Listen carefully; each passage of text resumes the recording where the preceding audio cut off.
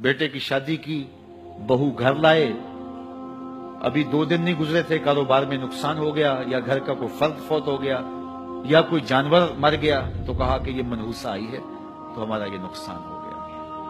اگر وہ نہ آئی ہوتی تو پھر یہ نقصان نہ ہوتا، پھر تم قیامت تک جینا تھا، یا اس سے قبل تمہارے کبھی نقصان نہیں ہوئے؟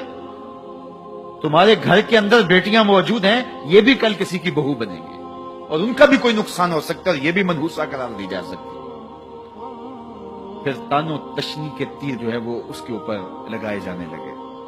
کتنی زیادتی ہے، کتنا ظلم ہے، کسی کا دل توڑنا، کسی کا دل دکھانا، کسی کو منحوس قرار دے دینا۔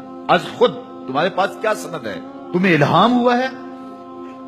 کیا حجت ہے، کیا دلیل ہے تمہارے پاس کہ کسی کو تم نے منحوس قرار دے دیا؟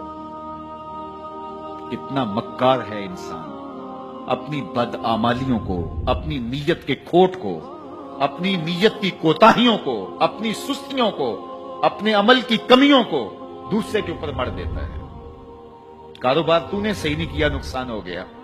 صبح 12 بجے اٹھ کے تو گھر سے جا رہا ہے اور نقصان ہو گیا۔ تو نے 2 نمبر مال بیچا، آج پکڑا گیا اور نقصان ہو گیا۔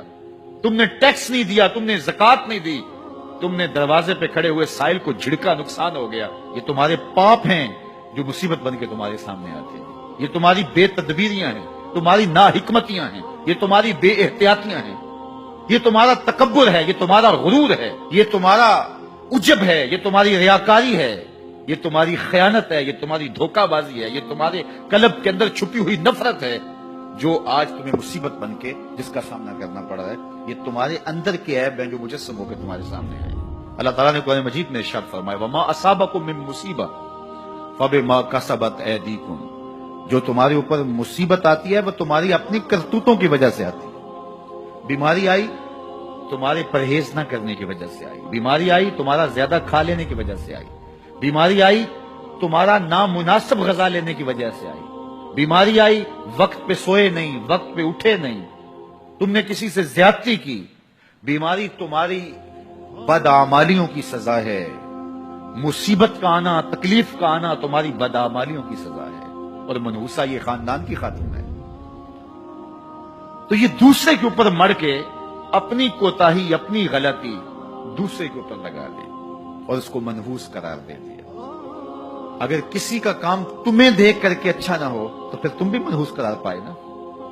اگر آج تم کسی کی بہن کو، کسی کی بیٹی کو منحوس قرار دیا ہے اور خاندان کے اندر اس کو منحوس مشہور کر دیا ہے، تو اگر کوئی یہ مشق تمہاری ماں پہ کرے، تمہاری بہن کو منحوس قرار دے دے، تمہاری بیٹی کو منحوس قرار دے دے، تو تمہارے دل پہ کیا گزرے؟ یہ کتنا ظلم ہے، کتنی بڑی زیادتی ہے کہ آج خود کسی کو منحوس قرار دے دیا۔